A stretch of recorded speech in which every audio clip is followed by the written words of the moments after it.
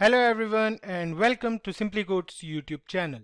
Today we'll take you through something very interesting. In today's session we'll see how we can create the most famous game, Tic Tac Toe, in C++ and JavaScript. Almost every one of us has played this game in our childhood, or maybe some of us will still play it in our leisure time. This video tutorial will help you understand how this game actually works and the syntax for creating the same in C++ and JavaScript. But before we begin, let me tell you guys that we have regular updates on multiple programming videos. So if you are a programmer and want to learn something new, then consider getting subscribed to our YouTube channel and press that bell icon to never miss any updates from SimpliCode. Let's move on to the agenda. We'll start this video by creating the tic-tac-toe game in C++, followed by the same in JavaScript. By the end of this tutorial, you guys will get enough knowledge to understand the differences between C++ and JavaScript. I hope I have made myself clear with the plan. So without any further ado, let's get started with the projects. Over to our training experts. In this game, two players one by one mark cross and zeros in a 3x3 grid. The objective of each player is to pair 3 marks in a row, column or in a diagonal manner before the other player. The player who succeeds in doing so wins the game. So let's create this tic-tac-toe game in C++ and then in JavaScript. So first of all, we have to make the structure of tic-tac-toe game. And the structure of tic-tac-toe is like this. These are the empty spaces and we have to mark these empty spaces with crosses and zeros. And now these are column numbers and row numbers which will help us in adding alphabets to these empty spaces. So first of all we have to create this structure. So let's go ahead to our Visual Studio Code. So first of all let's name this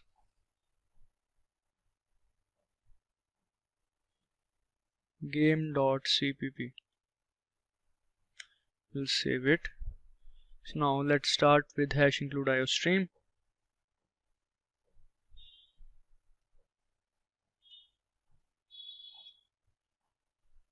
Now we'll write using namespace standard. Now before making the structure we have to create an array, a multi-dimensional array, or we can say a two-dimensional array. So we'll write int main, and inside int main first of all we'll declare that array and initialize some elements. Alright, let's say the name of the array is space. 3 rows and 3 columns we want. Okay, so let's say the elements are 0 0 0 1 0 2. Okay, now the second row the elements are 1 0 1 1 1 2. In the third row the elements are 2 0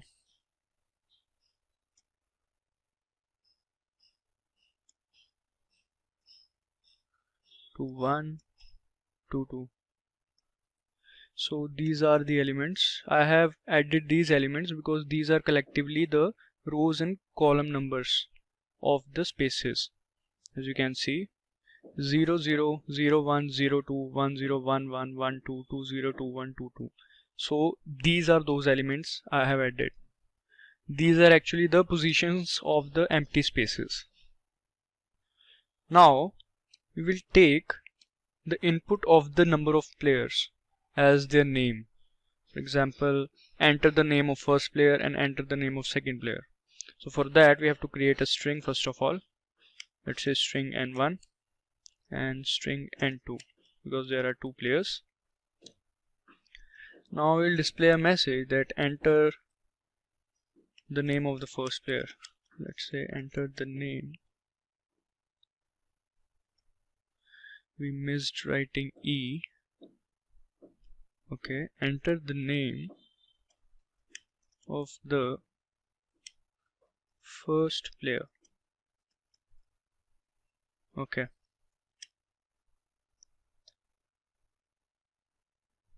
let's add /n. Alright, now let's take the input. We'll write get line C in comma n1, which is the name of the string. Now we'll do same for the other one.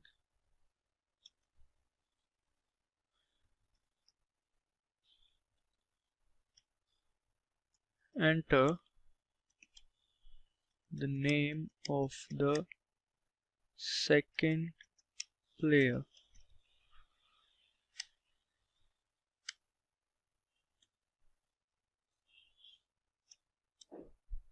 Now again we'll write get line C in comma n2. Now just in order to make it look good, we'll write n1, that is the name of the first string or the name of the first player, is player 1, so he or she will play first.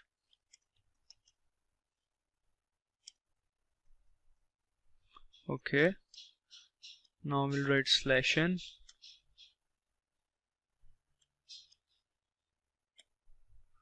Now we'll do same for the player 2. We'll simply copy this and paste it. And now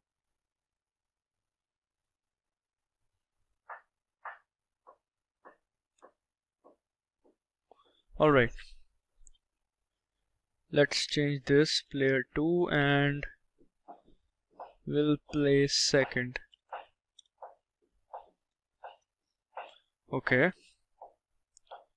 now we have to make the structure of the tic-tac-toe game. That is, this kind of a structure we have to make. So let's go ahead and create this. Okay,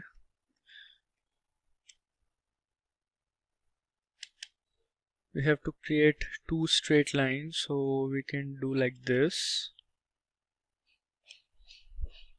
and make sure to write /n in the end. Now we can do same for the second line, because the two lines are pretty long enough, so we can copy and paste. It will save our time and we can do again. Now we have to create a horizontal line as well. For that, let's say cout, and we can create this horizontal line by using underscore. We'll give it a shot and we can do it like this so that it matches with the upper line.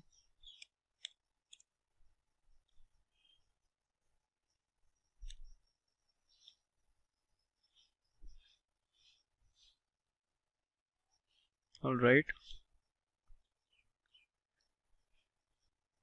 now we can write /n and we can do copy these two and we can again paste, and then this horizontal line we can copy. Basically we have to create a structure, so it is good if you can do it in a fast way or an easy way.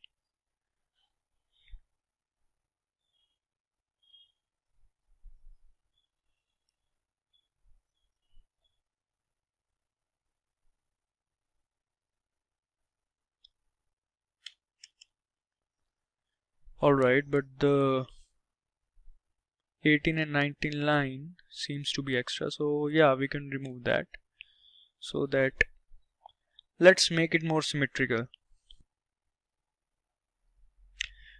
Let's add some more underscores here as well. make it like this.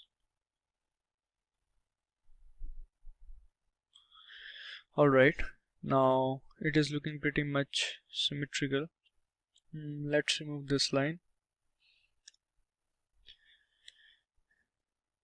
Yeah, it is looking good now.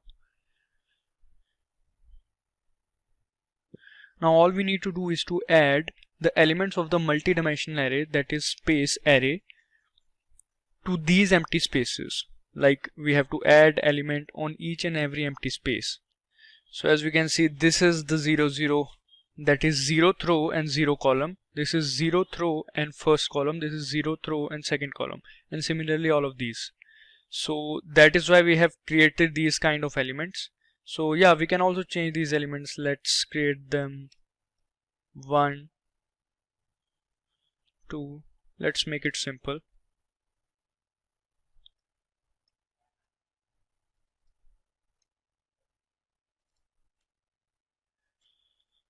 7, 8 and 9.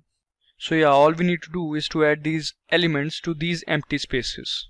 Our main intent behind adding these elements to these empty spaces is whenever we click a particular element or digit, like let's say 2 or 3, then the mark of 0 or X should be placed at that particular position. So let's do it. And for that we have to do it like this. Write cout, and inside cout we'll write the name of the array with the position of it, of a particular element. So this is the position of the first element, that is 1, and after that we'll do it like this. Okay, so this is the vertical line, and then again we have to write the position for the second element, that is 0, 1. This element is 2, and once we have wrote this, then we can enclose it in the bracket.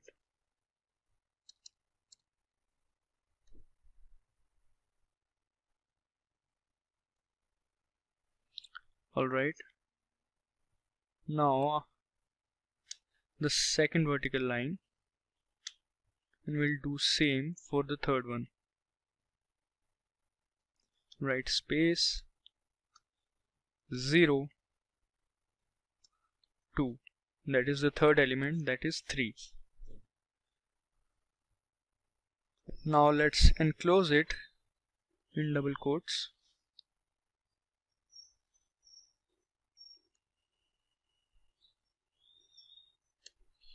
Alright, yeah, /n semicolon. Yeah, let's fix it. Now it's fine. Now we have to do the same for the second row and the third row. So all we need to do is to copy this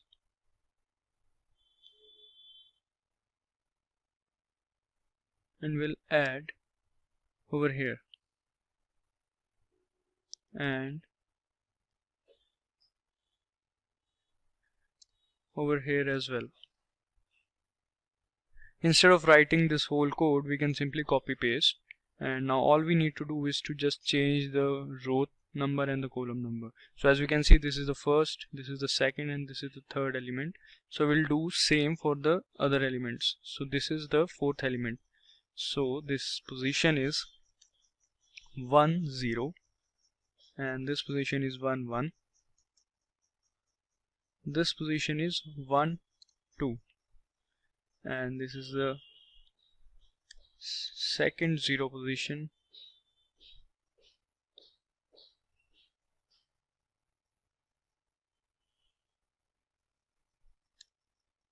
This is 2 1 position, and this is position 2 2. That is the last position. So this is the thing. so we can check if it is looking good or not. I'm pretty sure that it is not fully ready yet, but yeah, we can check.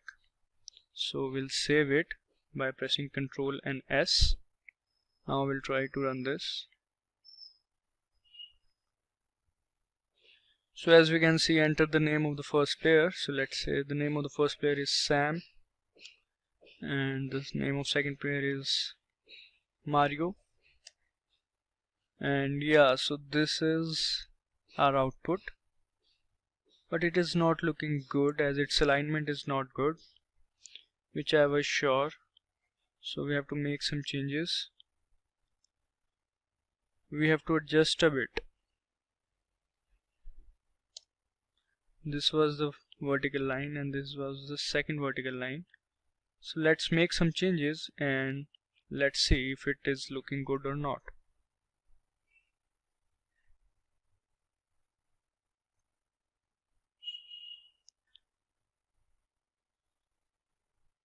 Sam and Mario again. It is better than earlier, but as you can see, this one is not underneath this one. That is, the vertical line is not underneath the previous vertical line, and same for the 6th, same for the 9th. So we'll have to adjust this, and it's pretty easy. We can do that.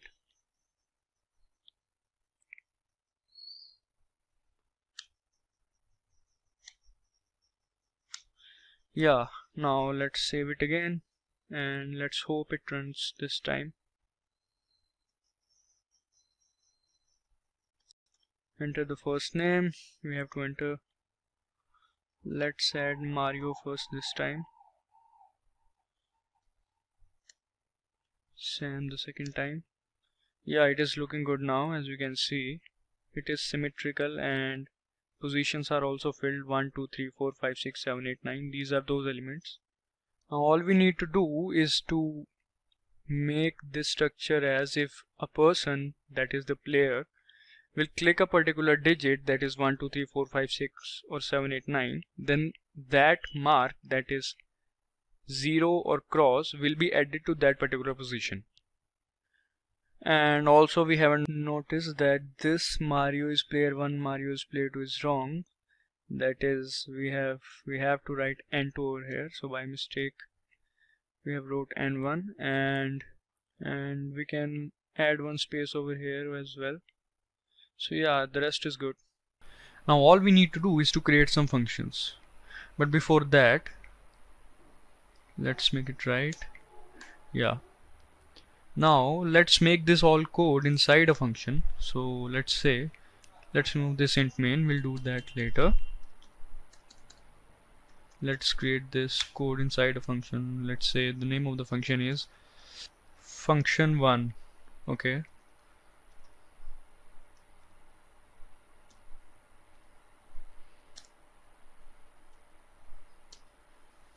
alright, so this is our function, and let's create all these variables outside the function so that it can be global variables. And we also take this array, we'll copy it and paste it over here. Right, and we can remove it from here. Yeah, so we have declared it globally, and we'll do the same for the variables, that is row, and another variable, that is column, because we know that in a two-dimensional array there must be rows and columns. So we'll write column. Alright, so these are the global variables. So now let's go ahead and create function 2. For that, let's say we'll write void function 2. Now inside this function we will check for any invalid value and we'll make sure that it is not there. But before that we will create a variable digit so that we can take the input from the user. So we'll write int digit, this is the variable, Now after that we'll write, so here we will write if the value of token, that is the variable that we will now create, is equal to x, then we will take the input from the first player and then we'll take the input from the second player. So before that we have to create a variable token. So we'll write here, this variable is of character type character token, we'll initialize it with cross or x. Alright, now here we will write if value of token equals cross,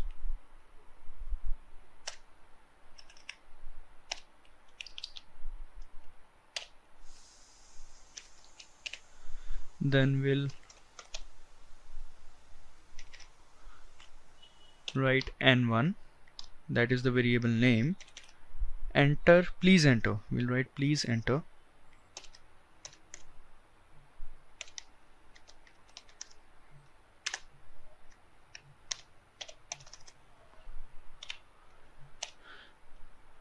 After that we'll take the input, that is the variable digit. Now we will do same for player 2, that is n2.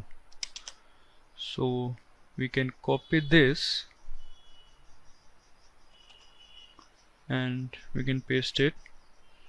All we need to change is we can make it 0 and make it n2, so it will display n2, that is player 2, please enter, and then the player 2 will enter the digit. Now we have to check these digits for each and every column and rows one by one, and also we have to make sure that there is not any invalid value. So for that we'll write if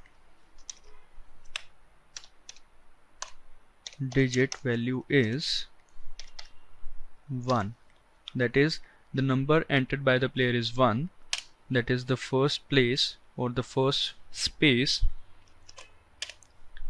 then it would be row equals 0 and column equals 0, that is the first place. Just to clarify, here we are talking about this position, that is 0th row and 0th column. After that we'll do it for 0th row and first column, then 0th row and second column, and similarly we'll do for all of these positions. Okay, now we have to repeat this code. We have to just change this digit value to 2, 3, 4, 5, 6 up to 9 because there are 9 spaces, and we have to change the rows and columns value. So instead of writing it again and again, we can just copy and paste it. We'll copy and now we'll paste, and we'll do it for 9 times 3.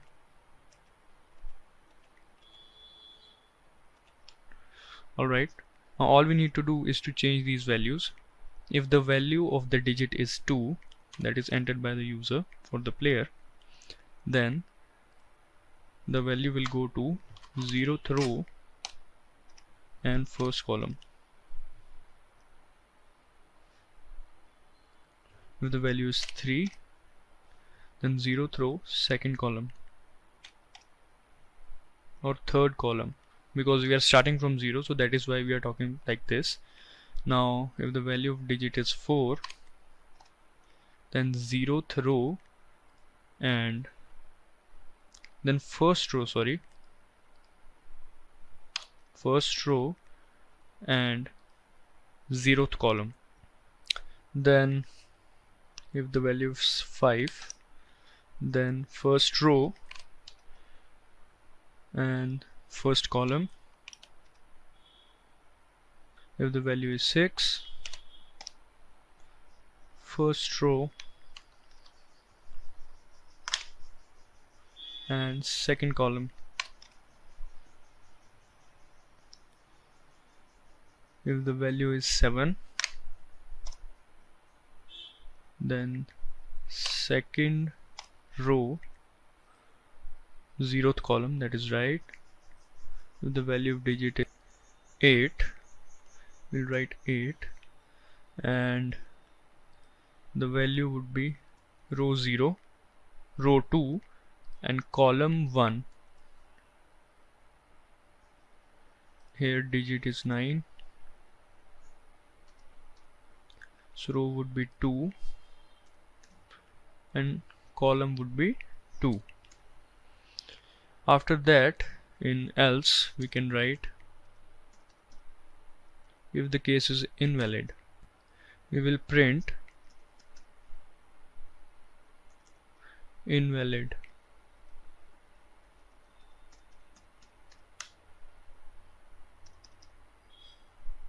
Alright, we can write endl after that.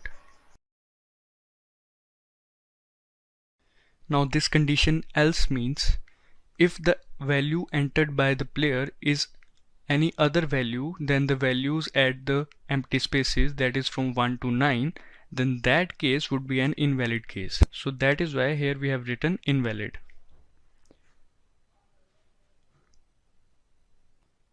Now after that, we have to write an if condition. So first of all, I'll write the if condition because it's pretty long, and after that I'll explain it to you. So we'll start with if the value of token is cross and space array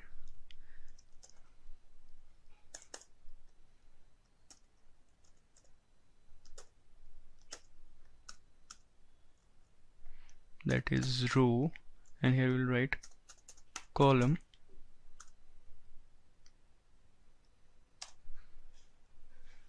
not equal to x. That means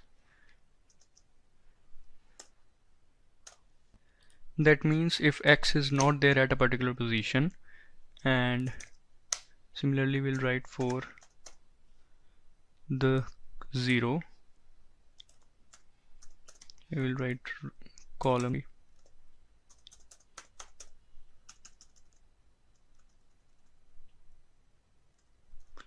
we will write row.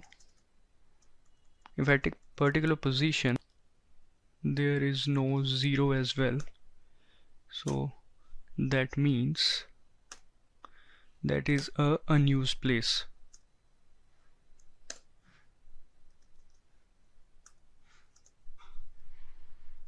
So inside this we'll write space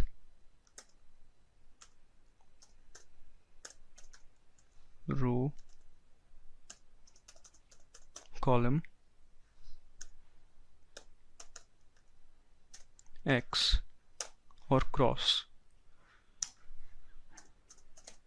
token equals 0. Okay, so we have wrote this, and now I'll explain you this part. So here we are checking if there is any unused space which is left in the structure to fill. So what we are doing is, if the value of token is x, that means player 1 turn is there, and at a particular place there is not x and not 0 as well. So player 1's value x would be assigned there, as we can see in line 96. After that, player 2 turn is there, so we have assigned the value 0 to the token, that is player 2's value. After this we have to use else if statement and do the same for player 2 as well. Alright.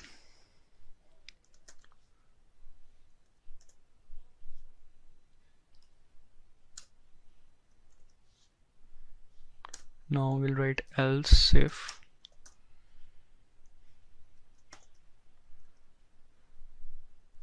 and we'll do the same. We can copy it and paste it over here.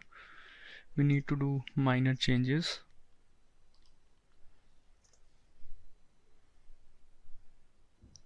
We have to change it to 0, and this one would be same. This means if player 2 turn is there, then if the value is not x at a particular place and neither it is 0 at a particular place, then that particular place is empty or unused. So we will assign 0 at that place because now the turn is of player 2. Okay, we can copy paste it as well because the code is same.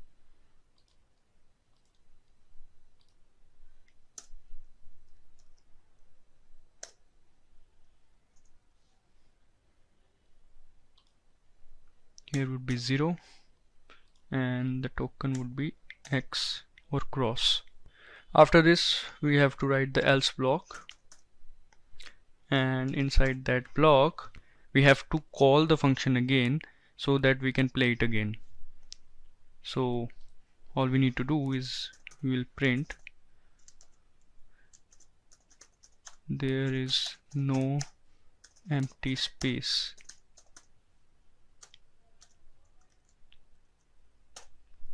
Alright, we can use endl. We have to call this function. The name of the function is function2. We'll write function2. So now let's have a look at what we have done. So first of all, once the player enters the digit, the value will go to the suitable if condition. As you can see here, the player will enter the digit, then the value will go to this particular suitable if condition.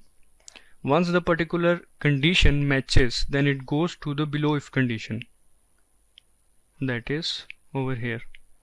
Here it is checked whether the space is already filled or not. If it is filled, then we will get the message that there is no empty space. But if it is empty, then the player can fill the space with 0 or cross depending on the player. So now let's go ahead and create a function, and we'll name this function as function3, which is of Boolean type.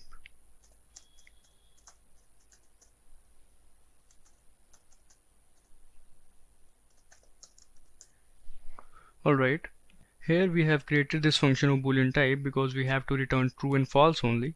In this function we will set the condition for players to win and check whether the game is still going on or it is a draw. So let's start. First of all, we'll create a for loop which iterates from 0, that is int I equals 0, I less than 3 till 3 and I plus plus. Now inside the for loop we will set the conditions for a player to win the match. So as we know that in the game of Tic Tac Toe, if the pair of 3 matches, whether it is horizontal, vertical or diagonal, then that particular player wins the match. So here we will set the conditions for horizontal and vertical pairs, and after this we will set the condition for diagonal pairs. So let's start. So we'll write if array space I, we are making row a variable I0 equals space I1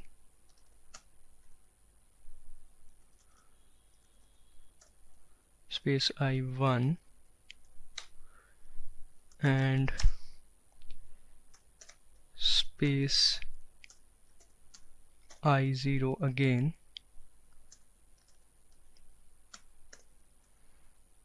equals to space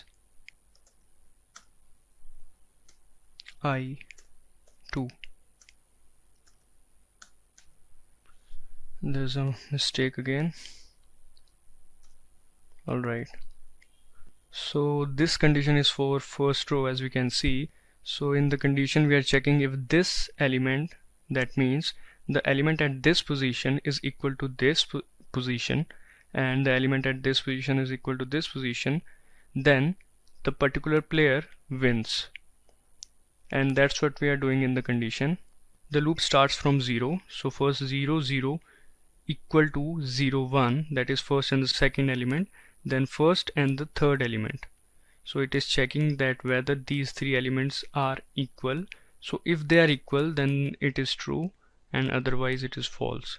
So here we have checked horizontally, and now we have to check vertically. So we'll write OR, and we'll write space 0i 0 I equals space 1i,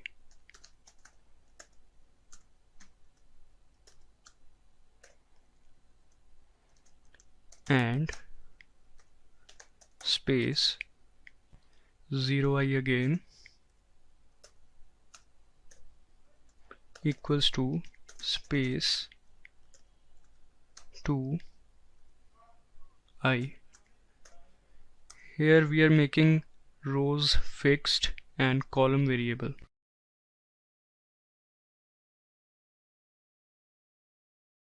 So if these conditions are true, the player wins. So we'll return true. So now similarly we'll do for the diagonal elements. For diagonal elements we have to check diagonally, so we don't have to use the for loop. We'll write space 0 0 equals space 1 1,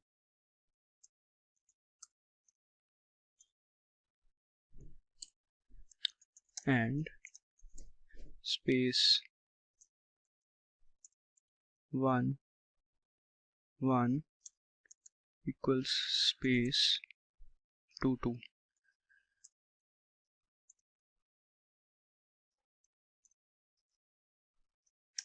Now here OR space 0 2 equals space 1 1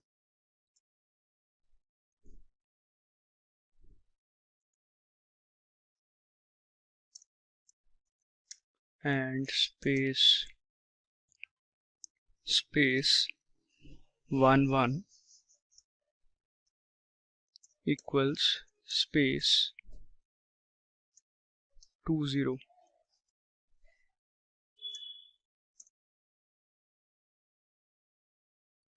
Okay, so if these diagonal conditions also met, then it is true, that is it's a win. Alright, okay, so after this, so these were the conditions for winning the game. So now we have to make the conditions to check whether the game is still going on or is it finished. So we'll do that. So we'll write for int I equals 0, I less than 3, because it is a 3 cross 3 matrix, and I plus plus. After that we'll write for int j or k, whatsoever you want, int j equals 0, j less than 3, j plus plus. Alright, now inside this, both of these for loop, we'll write the condition of if space I j not equal to the symbol, that is cross, and it is also not equal to, it is I j also not equal to the other symbol, that is 0,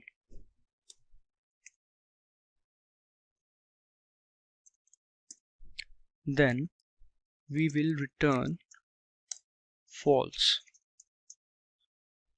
So here what we are doing is, in the if condition, one by one every position is being checked. We have written if the value at the position is not cross and is also not 0, then that means the game isn't finished yet, or it is still going on. because the game is played till every position is filled totally. So if any position is not filled, that means the game is still going on. That is why we have returned false. So we have used these conditions if the player wins the game. These were the conditions to check whether the game is still going on. Now only condition left is to check if the game is draw. So after this, if this condition is not met and this condition is not met and this condition is also not met, then there is only one possibility that the game is draw. So after this for loop, the control will go to outside the loop. So we have to create a variable, let's say tie, and make it true. So we also have to declare this variable, and the data type of this variable must be boolean. So we can write bool tie. Alright, now let's come back. Now after it is tie, we'll return false. Alright, now we have created these three functions, that is function 3, function 2 and function 1. So now one by one we have to call each and every function starting from 1, 2 and 3. Systematically we'll do it. So write int main.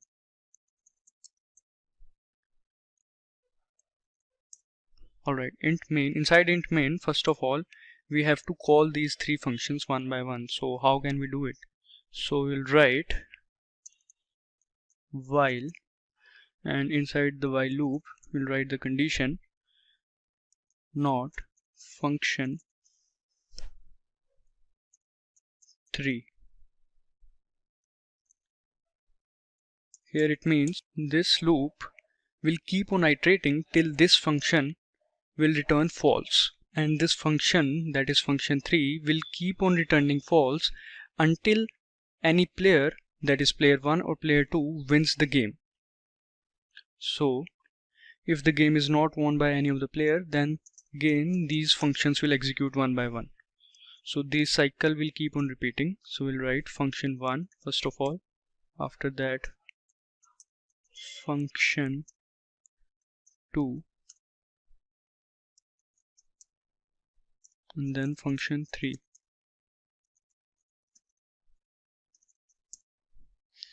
Alright, so after this while loop we'll write if condition, if token equals symbol x,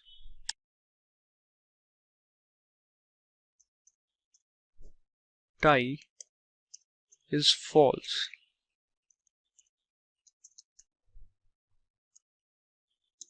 I'll explain this part.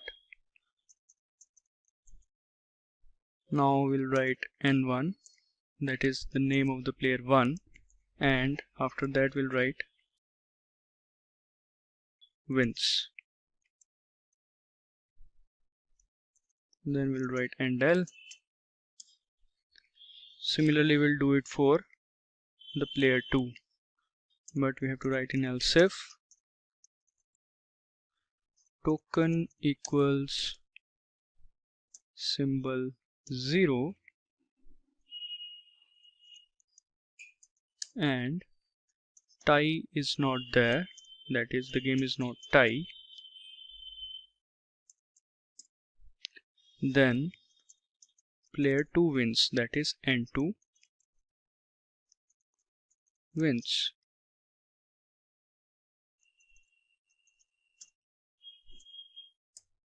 Now in the last there is else block.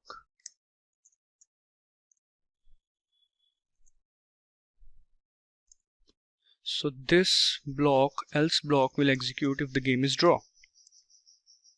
So it's a draw.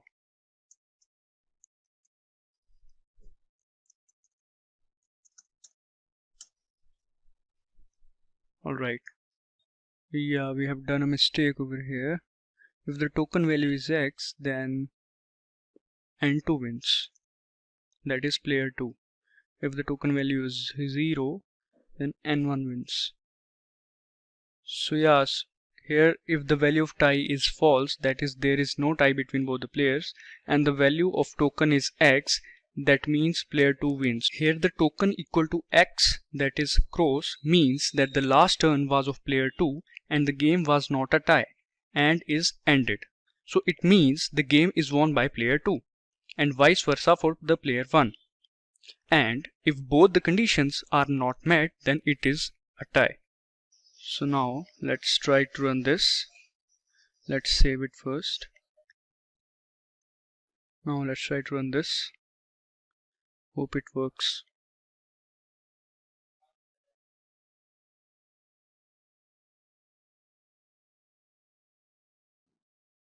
There are some errors.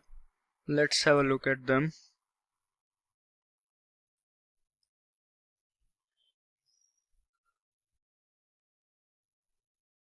Okay, so we haven't used the brackets, plus there are some more errors.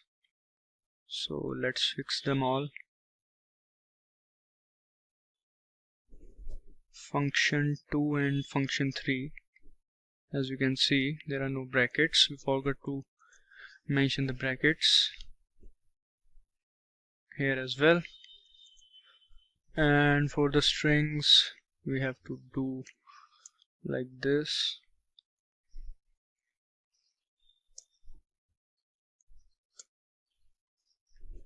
Alright,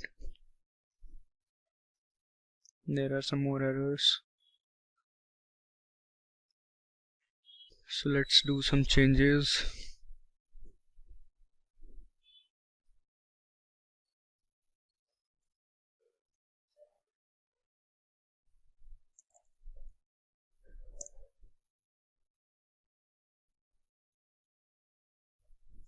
And we also forgot to make it a character array. Let's make all the elements as character.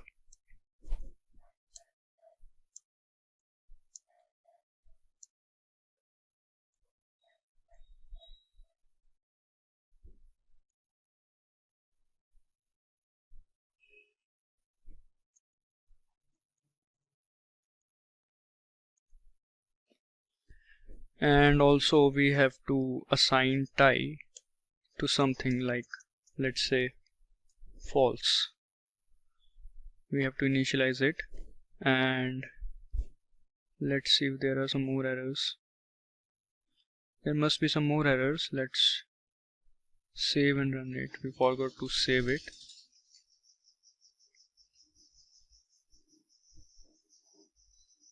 Now we'll run it.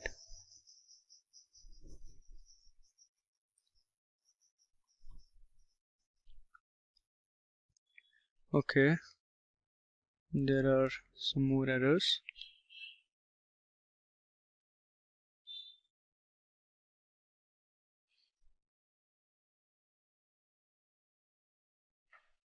We forgot to put bracket over here and call the function 1.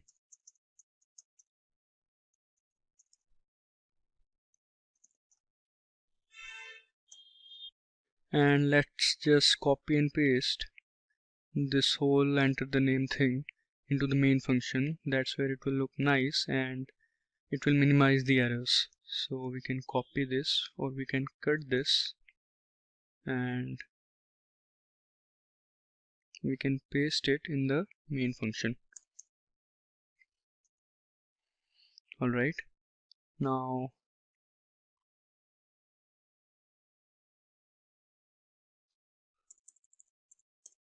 let's save this and let's try to run.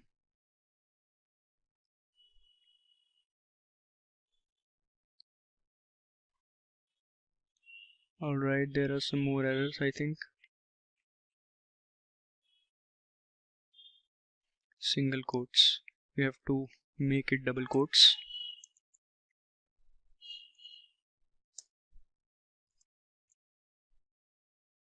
Alright, plus I think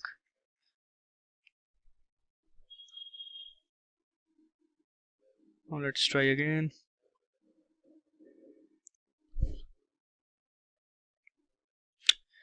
This is showing the error. Alright, this is 112.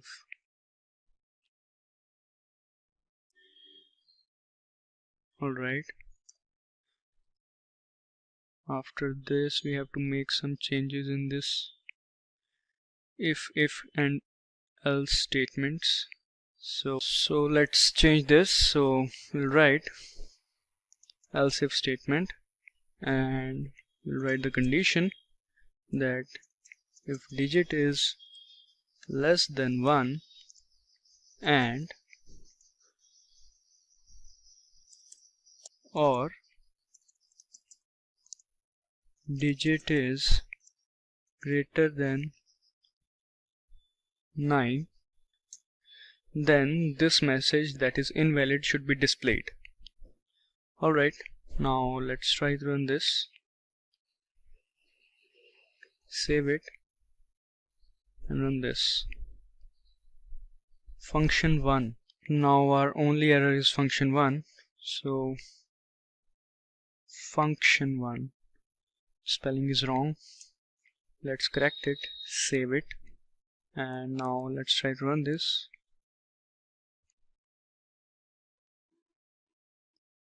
Okay. Enter the name of the first player, let's say Sam. Enter the name of the second player, that's Ron. Here it is. So Sam, we forgot to mention the space, so that is why it is coming along. Sam, please enter. So let's say Sam wants to enter at 3rd position. So here we can see at 3rd position, this is the 3rd position, and here it is the cross. Now Ron, please enter. We forgot to add the space, so that is why it is looking weird, but yeah. Now Ron will enter, let's say 1. As you can see, 0 is at place 1. Now Sam will enter 6. As you can see, Sam is going to make a pair. On the other side, Ron will now click on 5. Alright, now Sam again will click on 9 to make his pair. As we can see, Sam has made his pair and Sam wins. So this is the game of Tic Tac Toe, and I know the code is pretty long, but it is worth trying. And if you want to do it in a better way, then you must practice it for like 2 to 3 times. So this is how you can create a game of Tic Tac Toe in C++. If getting your learning started is half the battle, what if you could do that for free? Visit SkillUp by SimpliLearn. Click on the link in the description to know more. Now we are planning to develop Tic Tac Toe in JavaScript. So let's go and start developing our next game that's called Tic Tac Toe. So in this Tic Tac Toe, I will start working with creating a folder called Tic Tac, and inside this I'm going to create a new file name called index.html.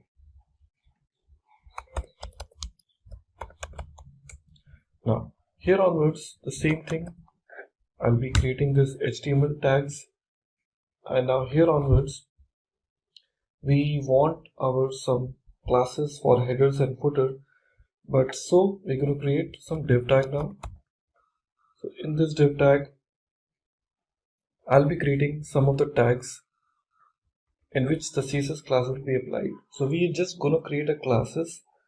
We're going to just use those classes, but we'll create it later on. So just go ahead and create those. So we are saying div. Okay.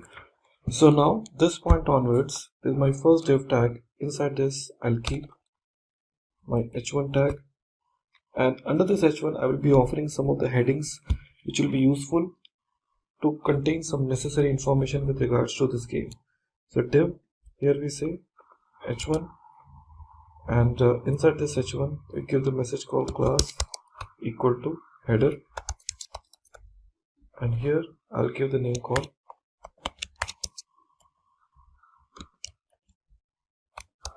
is a Tic Tac Toe game. After this div class, here we will start working with our form tag. Within my form tag, I will start my div. After div tag, I will use label.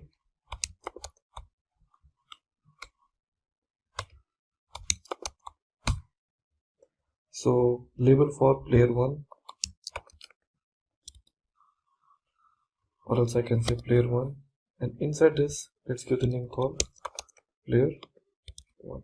Label is closed, and after this label we'll start working with our input tag, input. Now in this input, what are the details I need? First I need call type equal to text number 1. Second, placeholder equal to enter name. Next, name equal to player 1. Next we want id equal to player 1, and then any class if I want to apply. Anyways, we're going to close this. This is my first text box, and same thing I would like to create for my another one. So the first div tag we have used, let me go and create another div tag. In this div tag, I'll use the same label, copy the same, paste it here, and this is for player 2.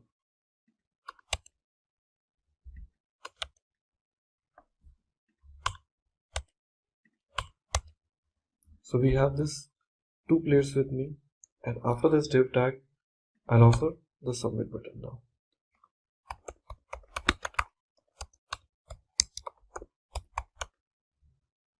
Input tab equal to submit.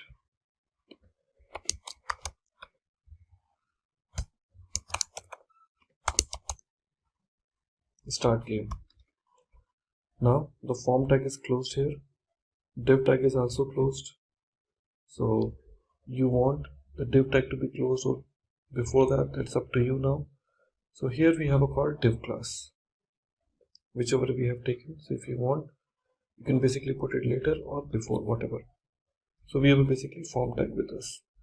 So form tag is there. Later on you can just show some containers where the details will be visible to me.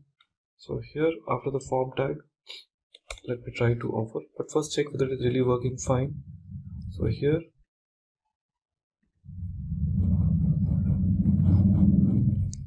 we have this option called enter name after this Tic Tac Toe.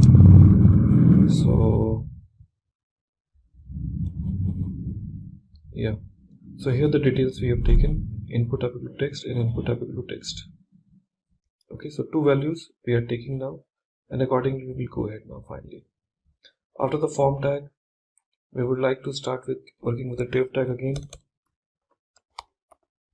div, and inside this div, since I haven't created any CSS classes, so those we can use it later on, but let's have this div, and inside this div I would like to use one more div tag.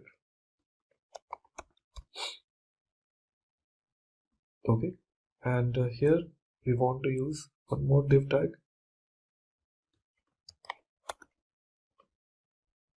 So inside this div we will be using one more div tag. So in this div we can just give the value called data id equal to 0, id equal to 0. It's just the value we are passing it. Div data id equal to 0. The div tag is getting closed. Fine. So that's how we want it now. So here the first div tag is closed. Like that we can create another data id. So 0, 1, 2, total number of 3 we want to create it. So I want to create 0, 1, 2, 3, 4, 5 like this. So the way we have created here, for this div, let's go and create one more div tag, id equal to 1,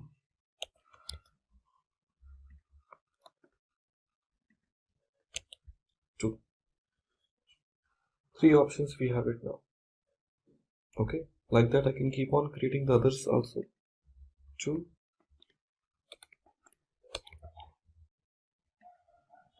3, 4, 5. So 0, 1, 2, 3, 4, 5. Total number of 5 we have created. One more I would like to create it now here for 6. There will be no difference because we haven't changed anything here. Okay, so the div tag is getting closed here. Okay, and that's it. And if you want to create some clear board or button, that you can basically offer it a little later on, but here we can use one more div, and here we say div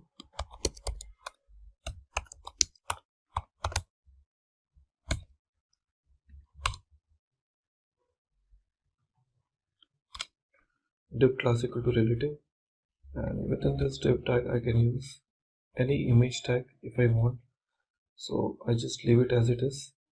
And after this I can create one more div tag,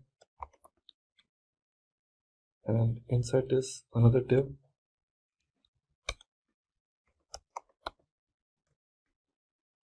okay, and under this I'm going to create a button.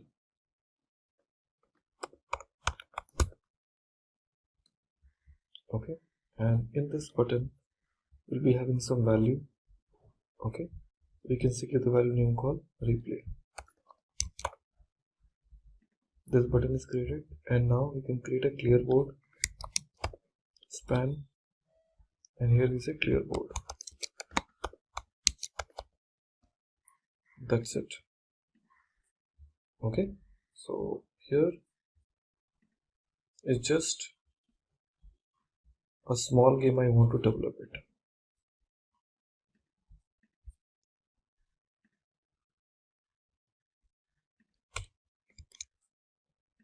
Better.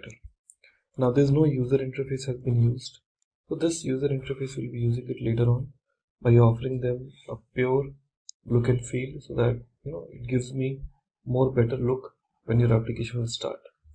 But most importantly, I need to start working with the JavaScript part where the logic will get calculated here. Okay, so we want to start with the JavaScript, so let's get included the JavaScript in my code. So here I can say here a script tag, a script equal to, now the file I haven't created, so let it be as it is. That's it.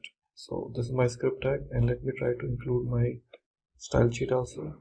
So I just say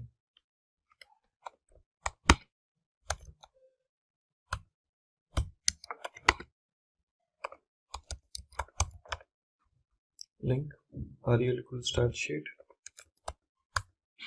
and give the name called app.css, though I haven't created, but I'm giving it. Okay, that's it. So we have taken this HTML into our consideration. Now we'll be creating this CSS as well as the JavaScript to make this example complete. Well, we are ready with our HTML. Now it's time to basically go back and spend time on our JavaScript. So we're going to create a new file now with the name called app.js, and inside this we will start writing the logic with our main application. Okay, now the first thing is how we're going to start now. Yeah, so first thing what we need to do is we need to attach window dot add event listener, and when the window will load, some logic should happen. So I'm saying load. Second is the name of the function. So the name of the function perhaps does not exist, but I can give the name called app, which I'm going to create it shortly. Now here, first of all, let me try to create a game board. I'm saying let game board equal to, now let me have some of the values, because it is 8 digit, so we just make it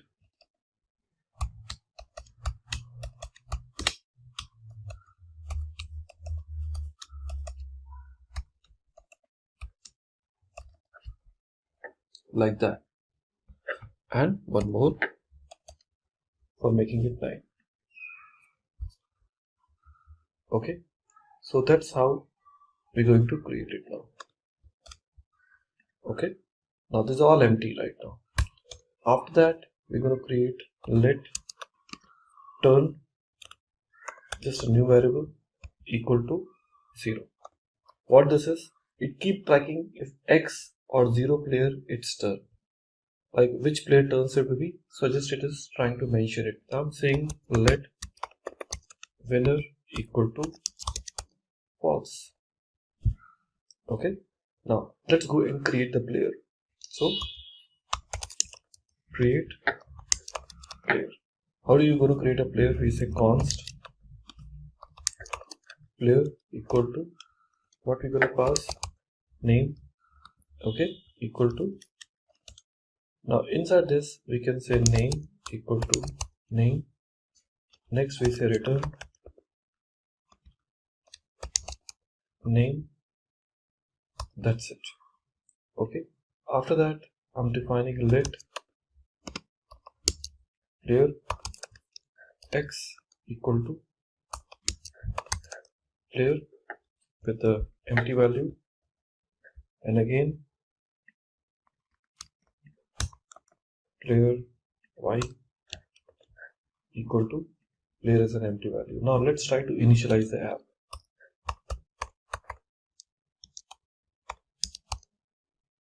Okay, initialize the app. Now inside this initialize the app, we're going to create a new function app, and inside this we're going to create a variable like by saying let input field equal to, first of all, document dot get element by id. Here we're going to take the class name of this particular text field, so we are saying input hyphen field. Okay, dot focus. Okay, now after this we have to say const add players equal to, once again, document dot get element by id, where we just give the name called player form. Okay, next we are saying add player. Okay, dot add event listener. We want to attach the event, on which event, submit event, and what logic, add players. Okay, after that, once the players are added, we are saying let replay button equal to, once again, document dot get element by id, or rather I would say document dot query selector. Document dot query selector replay btn. Okay, it will be just the name, we are basically taking that, and here we say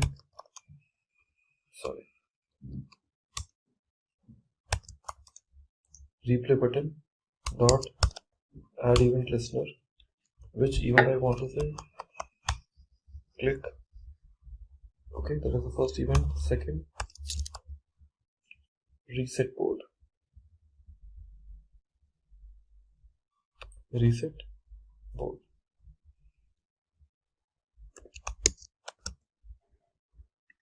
that we are basically passing that. Okay, now this is the initial case which we have it. Now beyond that I will add, this is the players what we have added right now. Let's slides to add the players. So this is how we have initialized.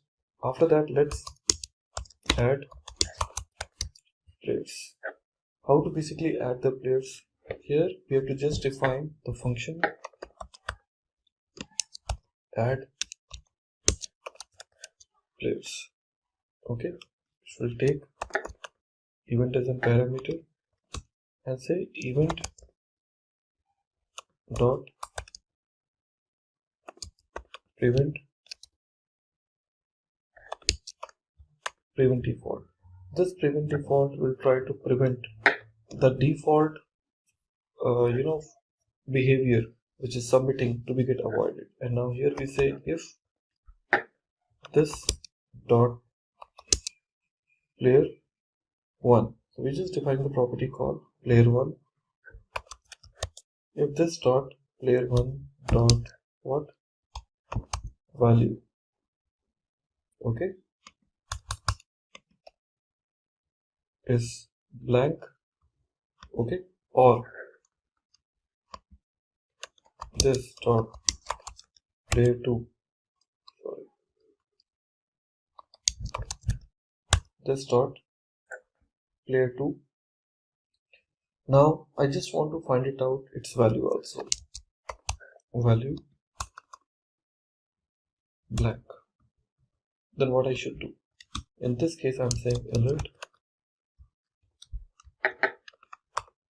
you must enter the name for each field. The user has to add the values, and after that return. Okay, now the next thing is like we would like to select the players in this inside this by saying const player form container. Again, const player from container equal to document dot query selector,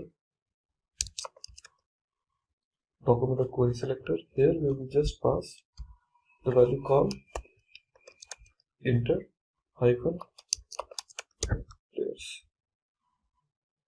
Okay, now we say const board main equal to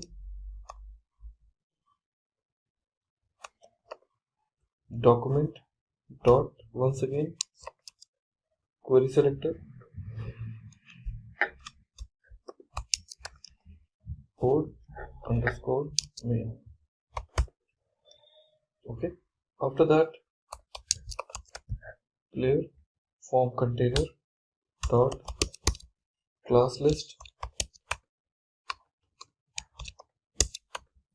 dot class list dot add. Here we're giving the name called what? Hide container. Hide hyphen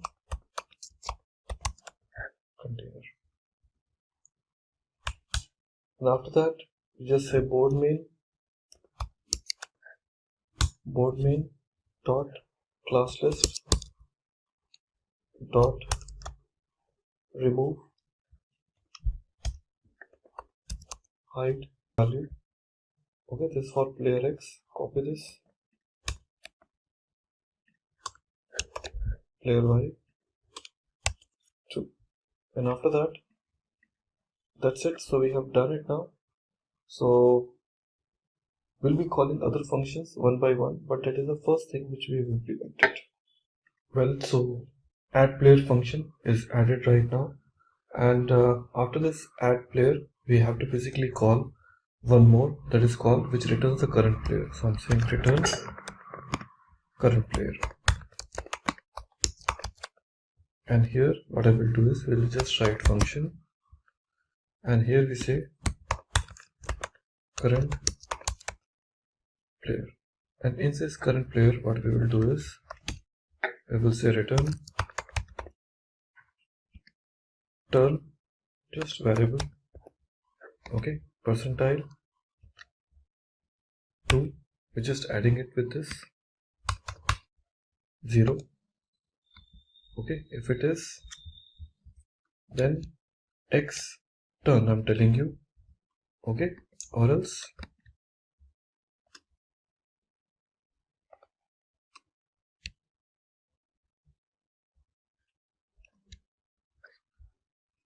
so we are adding like the current player. Who says the current player right now? Well, after this adding the return current player, we're gonna add the other function that is known as called return the current player.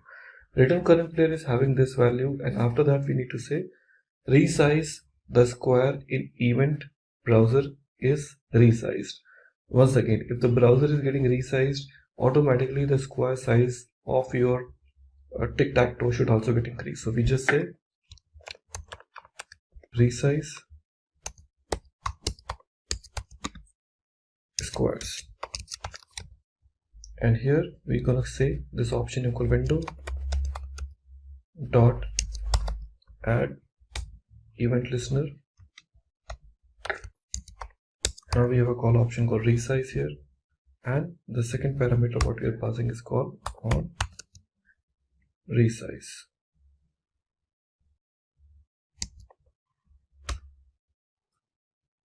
Okay, on resize.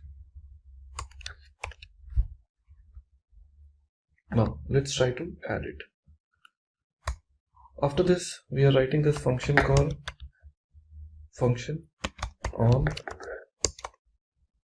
resize. That is the function name for me, the one which you are passing into the second parameter.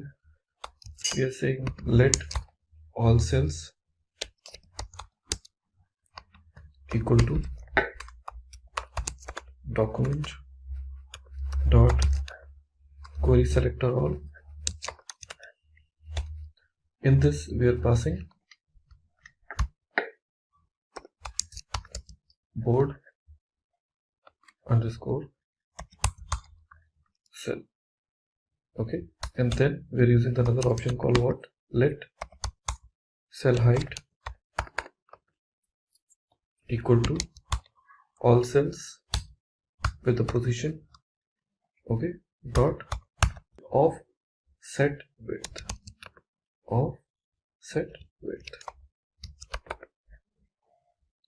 After that we are saying all cells dot for each. Here we are passing cell, and after that we are using cell dot style dot height equal to, now here we are using this backtick and use this dollar sign and say cell height, and that too in a pixel. So this will be taking the dynamic values. Okay, that's it, that's it over. Now we have to just launch our build board. Now build board. So how are we gonna build our board now? For this we are saying function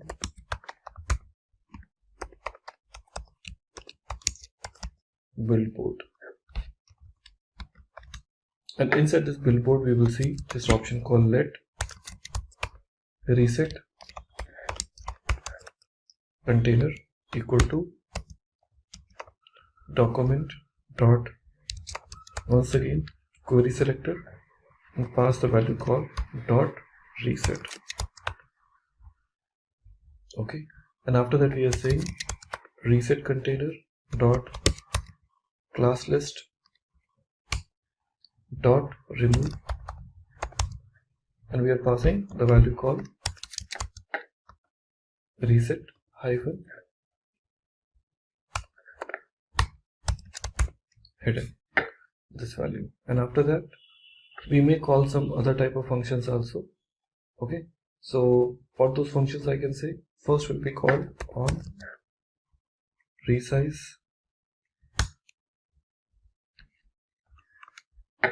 After that we are calling add cell click listener, but I do not have that function with me. So these functions we need to create it by our own. Okay, so we will just leave those for a time being. Let's go back and create another functions now. So we just want to write another event with cell click event for player to attempt to make move. So here we are trying to say cell click event for player to attempt to make move. Now this function we need to create it, so we just say function now we just say function and give the name of the function to make move now. Function make move. It takes event as a parameter, and here we are saying console.log and say turn. Now let's go back and try to check the another condition, that is called let current cell equal to %, because we have to read the value from there, and here we are saying what, event dot current target,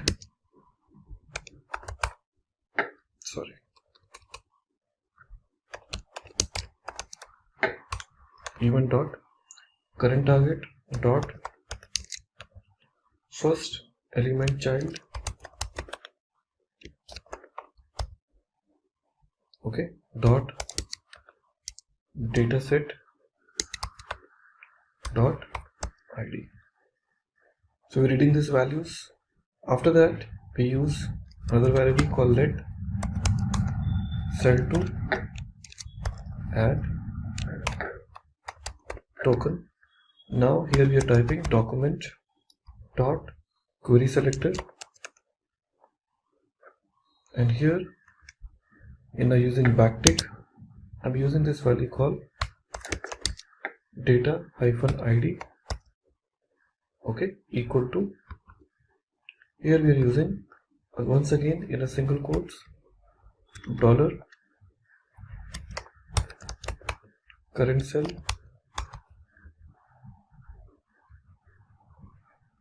okay. So this value we are taking it like that. After that we are using this situation called if cell to add token dot inner HTML exclamatory mark blank. Once again, if cell to add token dot inner HTML equal to blank, then what next? So cell to add token dot inner HTML equal to blank, then what you should do, I'm saying console dot log and give the value the one which you want.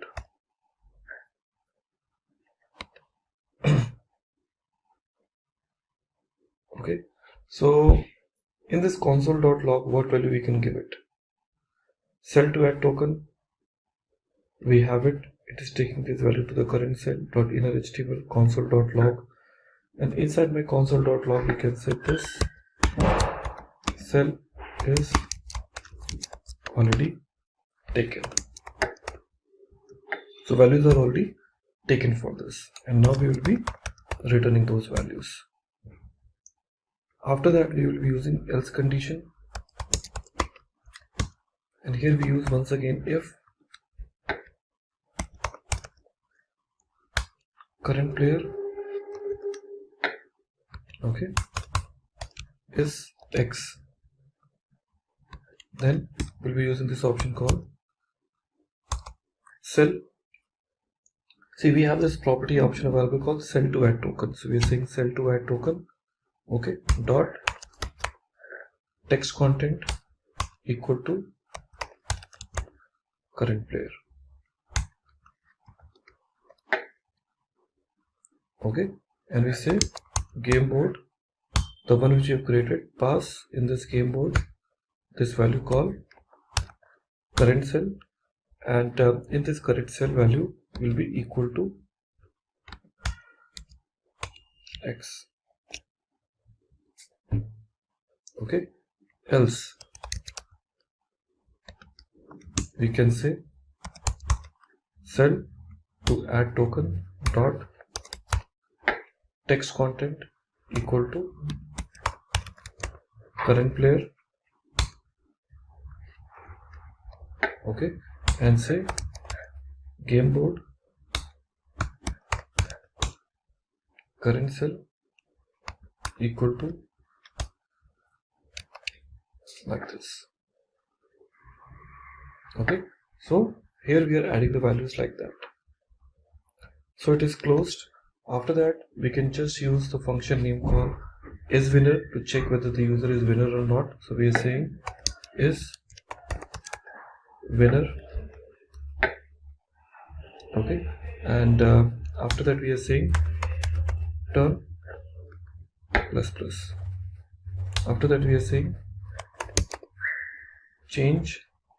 We do not have the function name called change board header names.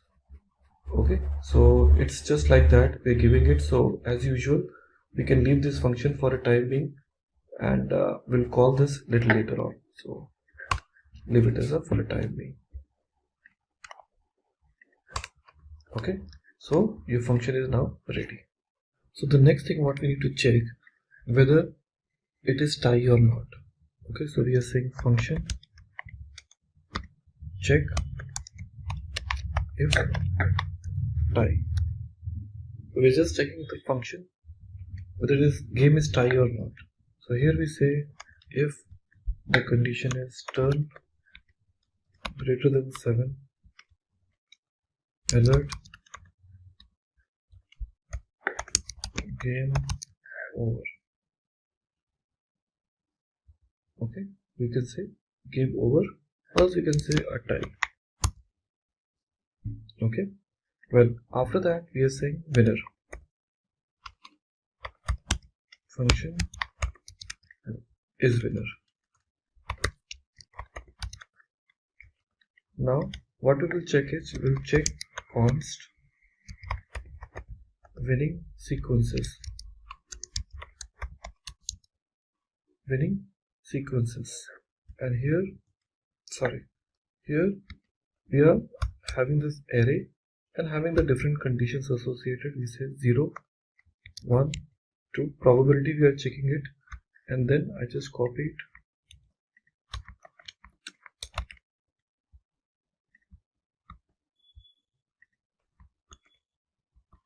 Well, we are saying 0, 1, 2, and here we are saying 3, 4, 5, 6, 7, 8, and 0, 3, 6 again. 0, 3, 6, and once again 1, 4, 7, 4, 7, and next we have a call 2, 5, 8, then we are checking the value called 0, 4, 8,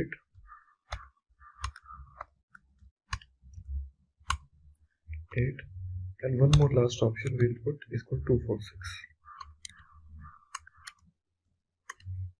6. So these conditions we are adding it now. After this array we can say winning sequences dot for each, and give the name called winning combos. Winning combos, and inside this winning combos we are giving let cell1 equal to winning combos position 0, then let copy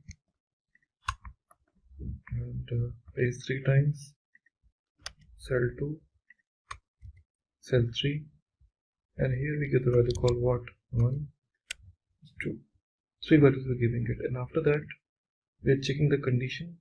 Let's say if, and here the conditions we are checking. What exactly that will be? For the game board we are saying game board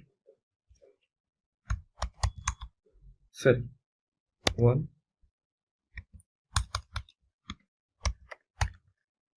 current player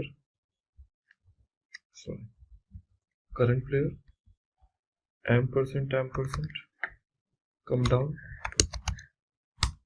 game board cell 2. I just also copy this the same line and paste it multiple times. Now here we are checking the condition for cell 2 and cell 3 and cell 3, and after that we're starting the position. So after that we're starting the position call by calling this condition call const cells and then equal to document dot get element by document dot query selector all, and here let's select the position dot board underscore cell. Okay, then after that we will be using cells dot for each cell, and inside is what we are passing. We are saying let cell id equal to cell dot first element child. Okay, dot dataset dot id. So this is the value which we are basically adding it now, and we are using one more if condition. We are saying if cell id, now we are talking about call cell id triple equal to cell 1 or cell id cell 2 or cell id equal to cell 3. Okay, and in that case we can use cell dot class list dot add, give the name called board, just give the class name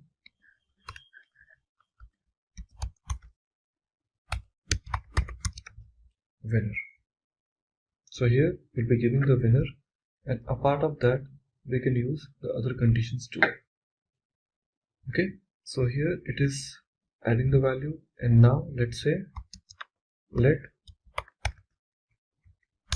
current player equal to document dot get element by id.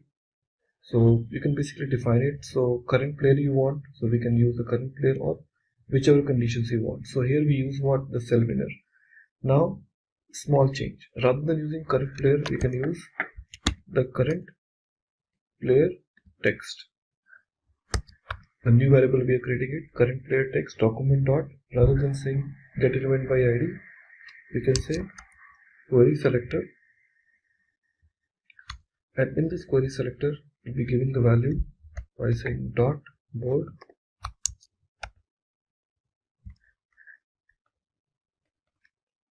player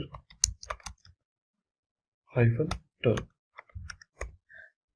the value which we are giving it here, and that query selector value which we are given this, let me try to put it in a parenthesis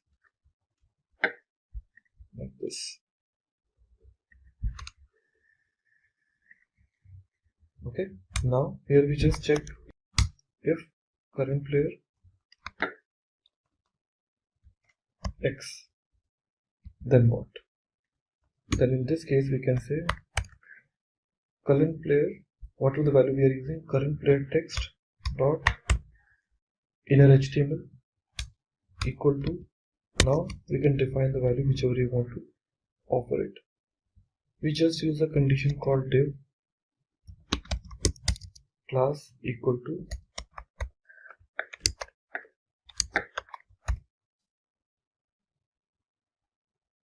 okay, so we are saying congratulations.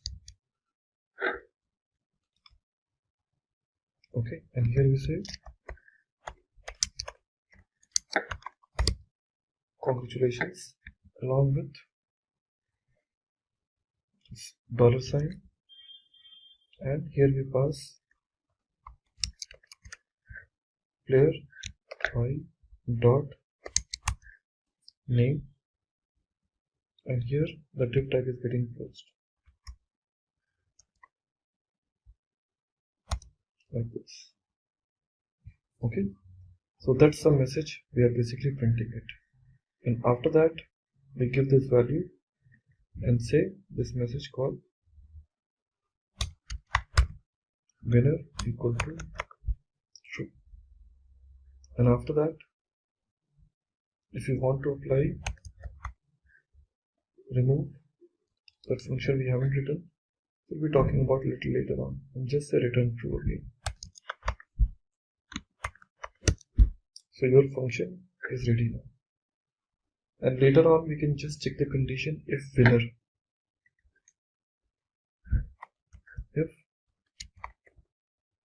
winner, or we can say check if tie and return false. That's it. Now in a continuation to this example, we're gonna develop another function which the name is called change board header names. So let's continue by defining the new function called function change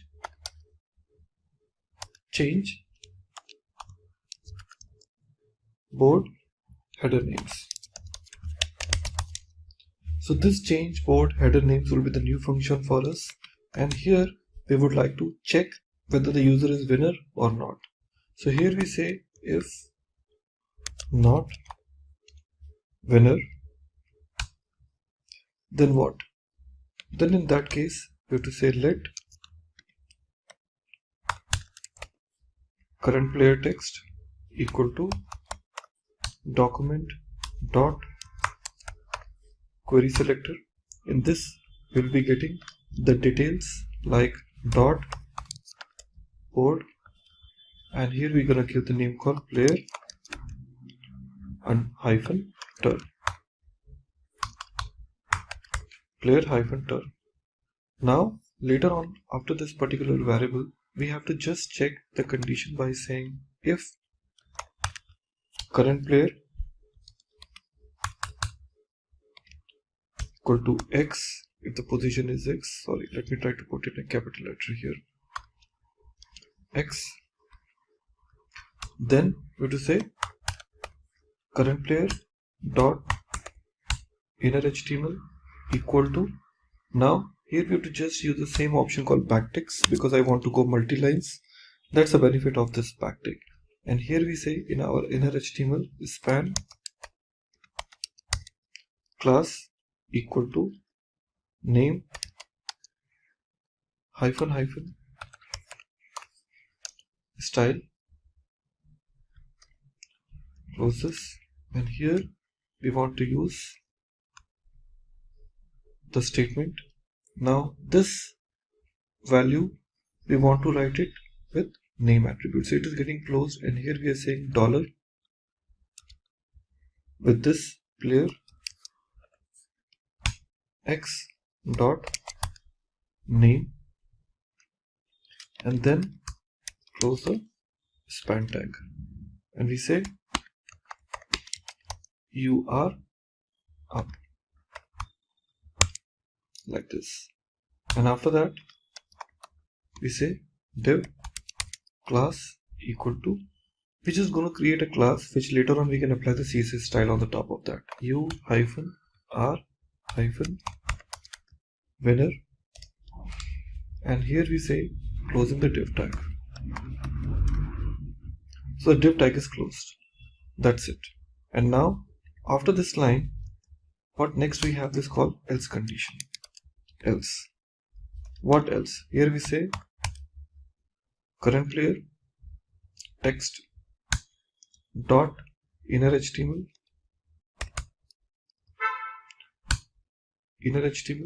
equal to, after this we're going to write the span class equal to, here we say name hyphen hyphen, same option we're going to use it. So in this condition, so winner conditions, so let me try to copy the same rather than copying it again and again. I'll just copy the whole text. Span class equal to name hyphen hyphen style player. Rather than saying X, we have to use Y. You are up, you are winner. Okay, so here it's getting closed.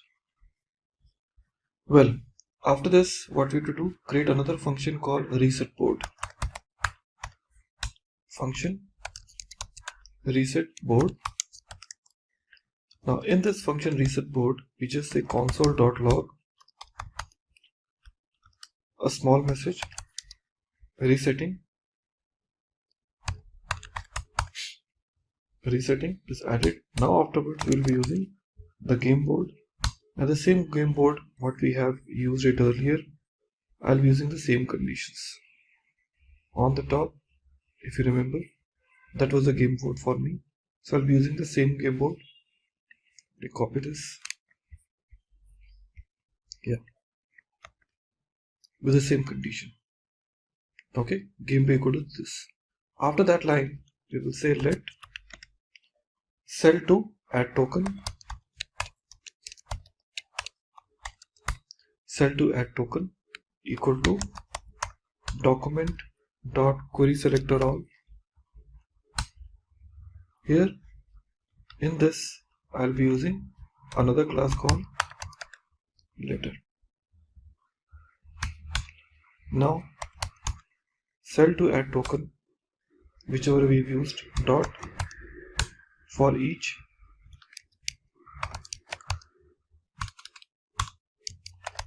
square, and within this square we would like to use square dot text content equal to blank. After that, square dot parent element dot class list dot remove, and here we would like to say board, okay, underscore cell winner. So these classes we yet to create, because these CSS classes we are just using this, but we haven't created. We'll be using it little later on. So that was the point. Now after that, we are defining the turn value, turn equal to 0, because we are resetting it, and winner equal to false. After that, winner equal to false, we just define another variable called define let current player text equal to document dot query selector all, yeah, document query selector all. So here we're going to use the name called board, define player hyphen hyphen turn,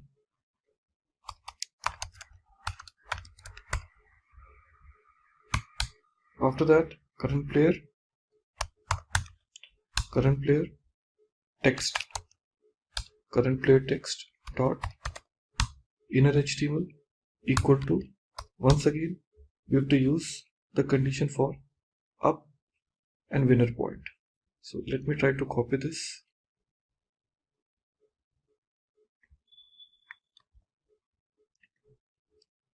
Inner HTML equal to, okay, and in this we have to say player x dot name. Okay, just everything is same, no change at all. Okay, now here after that we're gonna write one more function called function add cell click listener. That means when I will be adding or clicking something to my cell, what kind of event I would like to listen. Here we are saying const cells equal to document dot query selector all. Let's check the condition board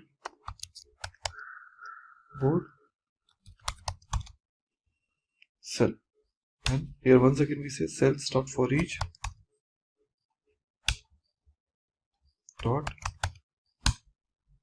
for each.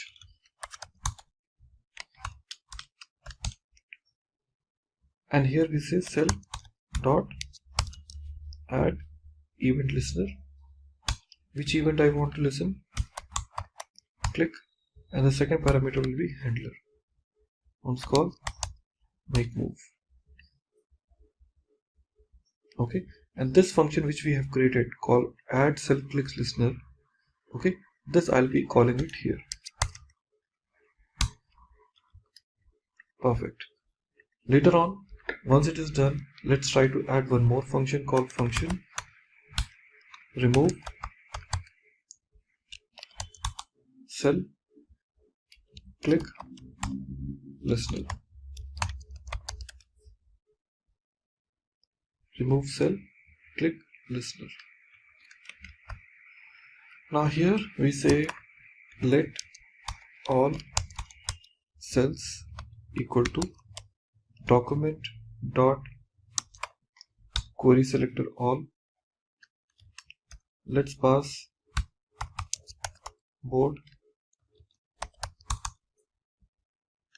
cell, and now we say all cells dot for each cell, and here we say cell dot remove event listener.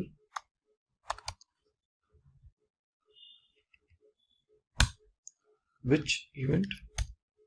Click, and second parameter will be make. That's it. So friends, now here most of our JavaScript code is written now. So going forward we would like to use CSS, and finally we'll be applying everything into our HTML file. Well, after the JavaScript file is ready towards my application, now it's time to go and create our HTML file now. Sorry, the CSS. So inside my Tic Tac, I have got app.js and index.html ready. Now here I'm going to create another file here called app.css. See, you can basically put this app.css in any other folder like in static folder, but I have just kept it outside. Now from this point onwards, I would like to start with my basic functionalities. Okay, what those are? Let's start with the first feature called body. With my body, some basic settings I would like to do, like in background image, background color. So I just start with background color. Background color, I can just use it as a white. Okay, but I don't think so it's really needed it. So if you want, you can have it. Otherwise, leave this background color because it's by default going to be white only. And now, next would be called height.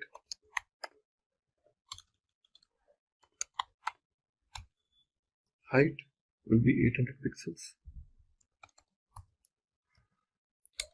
Next, background position.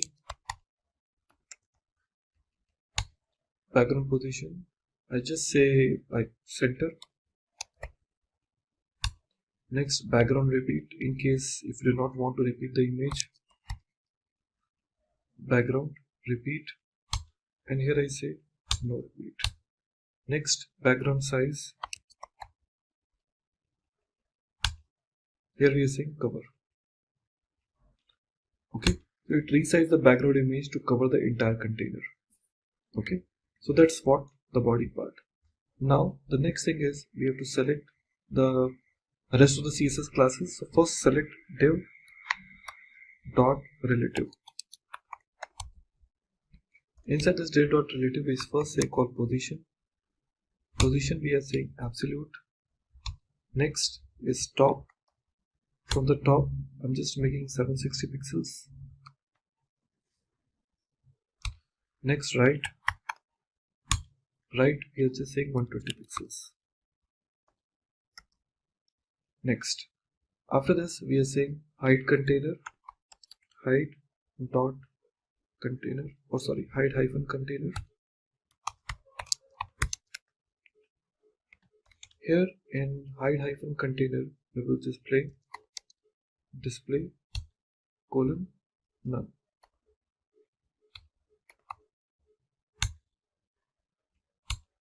Well, after that we have to use the header point.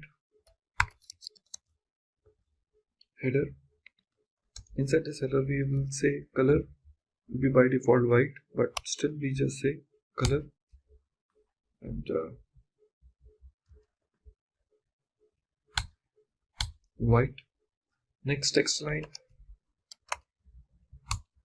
we just say center. Next margin will be 15 pixels.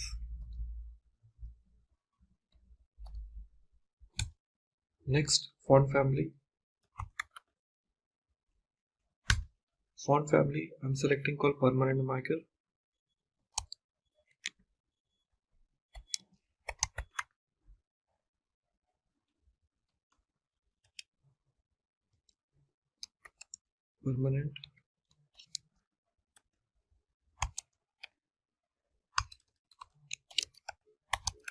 Permanent marker. Okay. Next class we are talking about called interplayer. Let's call dot inter hyphen players. Now in inter hyphen players we will say color. Will once again we can use any other color, but we can just use white or any color you want, or you can just use hash. Okay. Margin we're giving it's called 0. Auto width we're looking forward for 80%. Next text align, center, position, relative. Now next we're going forward for input field.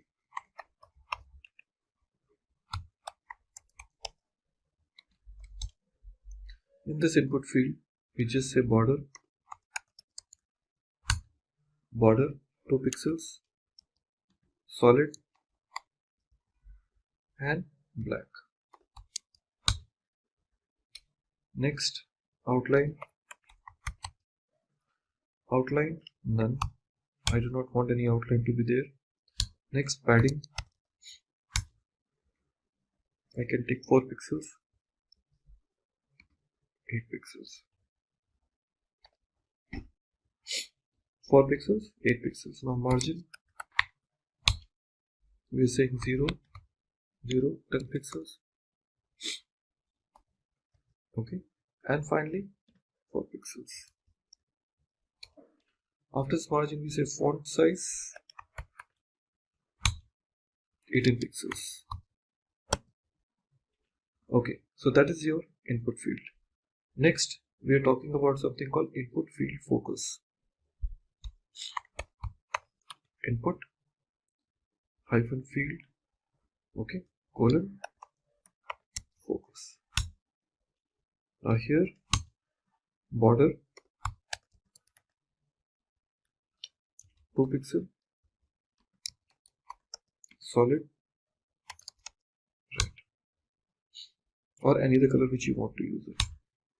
Next, how you want your submit button to be. So I'm saying dot submit hyphen btn border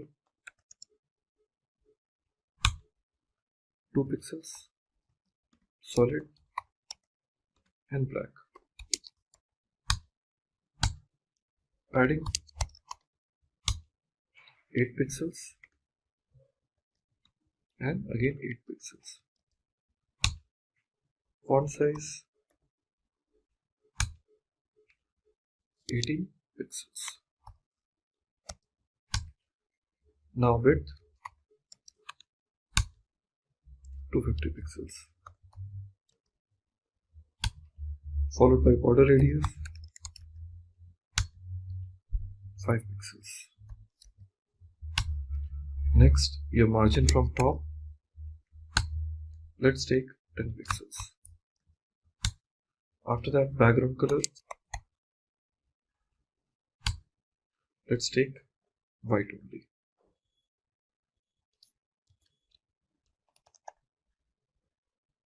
Okay, so this is the property. Now going forward, you can associate with your submit button active and submit button focus. So we are saying dot submit hyphen btn colon active, and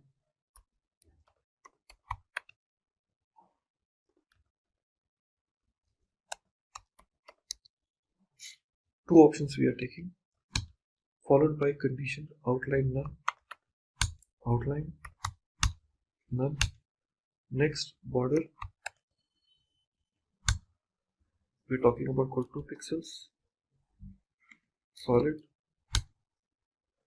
and the color red. Okay, so that's the one. And after that we like to use hover dot submit hyphen button colon hover. What you want? Change the background color to what? White. You can use white smoke. Well, here we like to use dot board. Here we'd like to use player hyphen. These are the classes we were using in our JavaScript, we remember. And here we say color we are using once again white, or you can use this white smoke, whichever you want. So, well, later on, text align, center, margin, 10 pixels, 0 and 10 pixels, height 54 pixels. Okay, so these are the properties initially we have taken. Okay, so after this turn, let's go and start the another classes here. I'm saying dot name hyphen style, and here we are saying color red, and then font size 22 pixels. Well, now coming back to the another properties, now we're talking about the next important called border container, called board container. Dot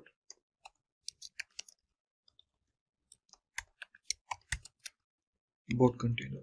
Here we define width, which is 40 pixels we are taking, or sorry, 40% we can rather take. After that, background color,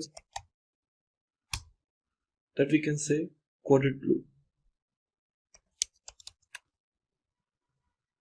Okay, next margin we are taking is a 0 and auto. After that, font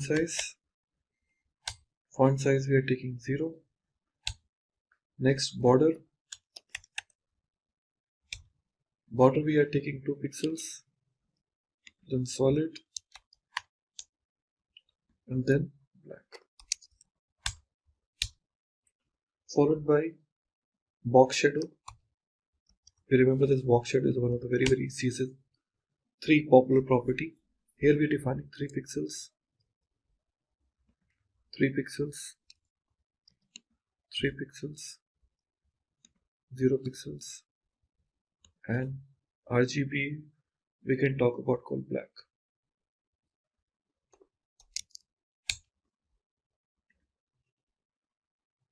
Okay, so my border color will be, shading color will be black. After that, we're offering this board cell dot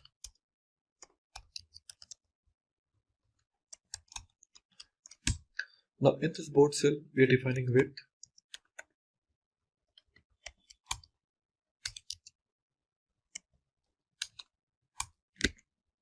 Now in this width we are using calculation,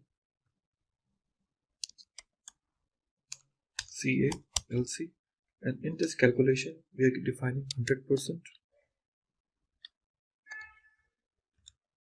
okay, divided by 3. This calculation. After this, the next property will be display.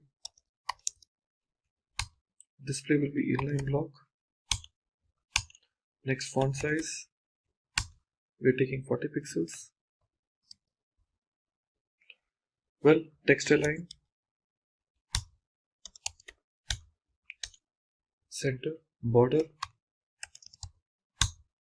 we are taking 2 pixels, solid and black.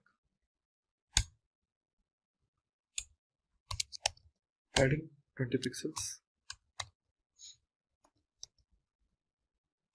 Vertical align, top. Next, font family. This family I can use permanent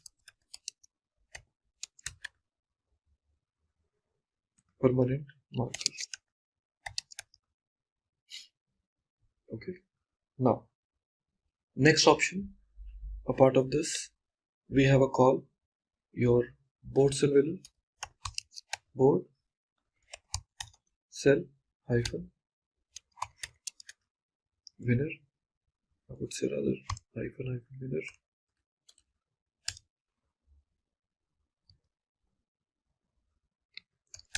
Now, spelling wrong, this has to be D. Yeah, board cell winner. Let's make background color red. Okay, and later on just use letter. Now in this letter we just give the color combination, so color will be white. Next, position,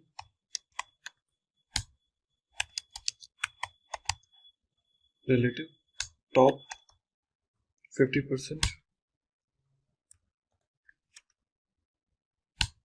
Next, transform, translate y to minus 50%. After that, font family, we are making it once again permanent marker. Let me copy.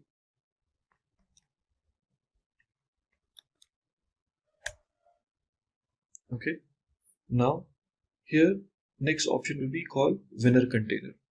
Here we're giving winner with dot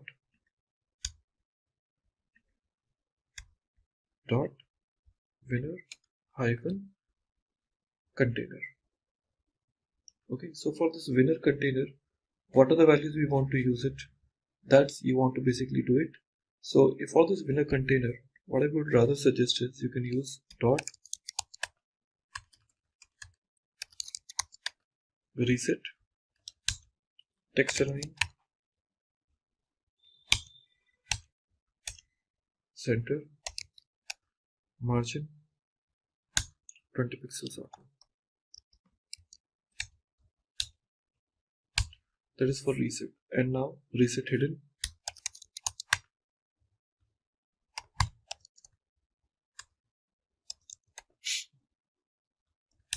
Inside this reset hidden, we will set display none, display none. Okay, after this, the replay button. Now we will talk about replay button dot replay hyphen btn, and here width we make it to 25%. Okay, and followed by padding 10 pixels, we take it from here, and 20 pixels. Border This border we are taking is called 2 pixels, followed by solid, okay, and black color. Now later on, border radius we are taking 5 pixels. Later on, outline, I'm saying none. After this outline, we say letter spacing. Now this letter spacing would be again 0. After that, text transform. This text transform value we are talking about called uppercase. Next, font size. Font size, we're taking 16 pixels. Then margin top. Margin top would be 12 pixels. Then word spacing, that you're taking 3 pixels. Followed by background color. This you're taking white as usual. So this is for your replay button. Okay. Now in a similar line, we can also have call dot replay hyphen btn colon hover followed by dot replay hyphen active. Now apply the common style outline. We are making it none. Then color, we are making it is called white. Then background color will be black. Okay, and when it comes to the congratulations, so we'll be using this dot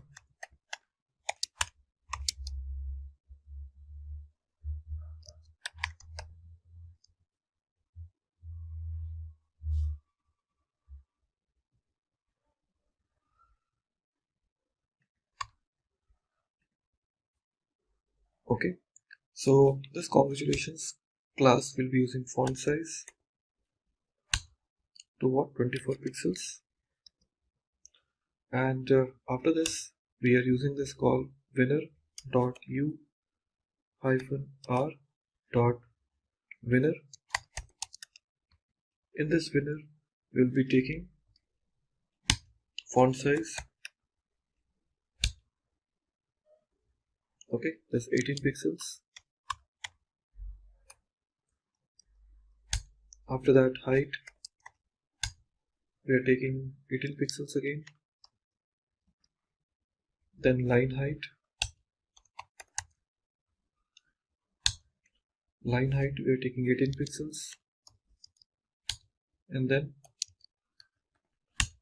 margin, 2 pixels. And then 0. Okay, that's it. So last but not least, we would like to use this dot replay hyphen btn. This I'm saying width 50%. 50%. So this is what my CSS file is all set. I know it was pretty lengthy, but it is required for this particular application. Okay everyone, so we are all ready with our CSS also. Now it's time to go back to our index.html file and take care about the final finishing touch. So we have this index.html file with us, and now the CSS class which we were using it in our application, that is known as called this permanent marker. This class is not by default available, so we have to include this using this external API. So here where we have a call CSS with us, before that we want link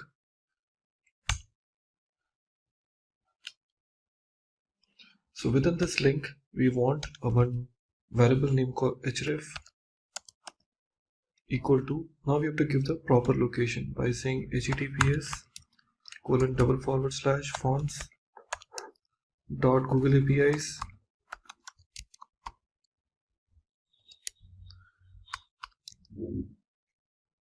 okay. .com/css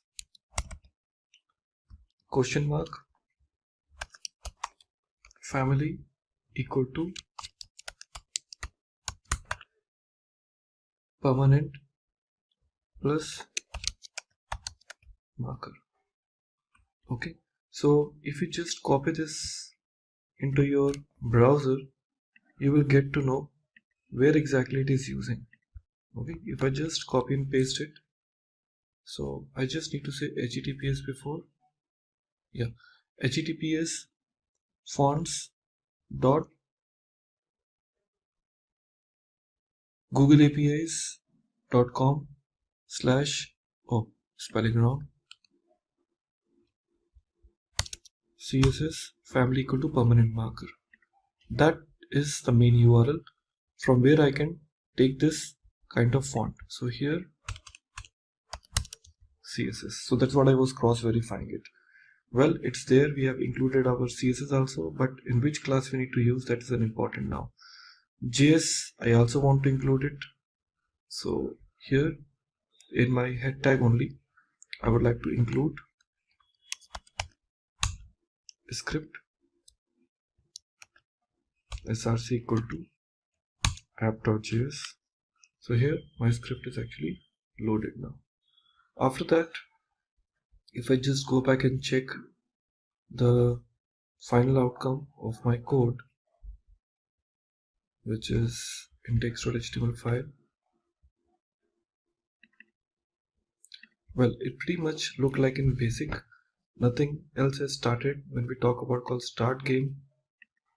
Okay, so it needs to start because there is no CSS class are attached. So I need to attach those classes within my code. So here onwards, we have to start with offering those CSS classes so that at least I can apply those common behaviors to my application. Okay, like here we have a call div. We haven't attached any class to this. After this body, we have a call div h1 class equal to header tic tac toe. Then we have a call div. We have a call body. Under this, we have a call another div tag. So just imagine how many type of classes are available. One, we have a call div class equal to header. Div class is closed. Again, we have a call one more div tag. So like that, multiple CSS files are there where we have to apply the new CSS class to make it happen. So now we have to just go back and change our HTML and to apply our main class. So this is what my final HTML, which looks like the same. You can see we have added all those type of CSS classes which we had, that is called enter player, player form, player container, label, placeholder, and player container. And if you see all different type of classes, we have attached this to.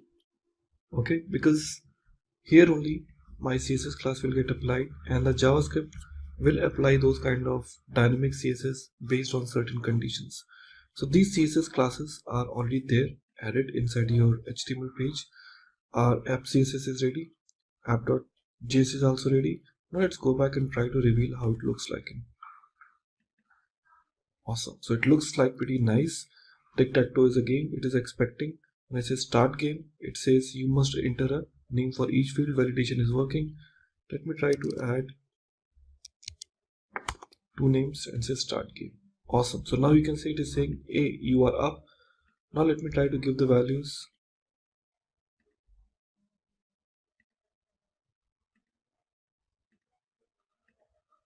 Awesome, now you can see it's saying like, hey, you are a winner. Great. So guys, congratulations on this, the first example of how the Tic Tac Toe game is used. So it is a classical example of CSS, JavaScript and HTML together. And with that, we have come to the end of this tutorial. If you guys feel that we have missed out on some important topics that we were supposed to cover in this tutorial, then please feel free to drop them down in the comment section below and we'll have your questions answered. If you guys like this video, then do give it a thumbs up. Please comment your doubts below, share it with your friends, and don't forget to subscribe SimpliCode. Thank you.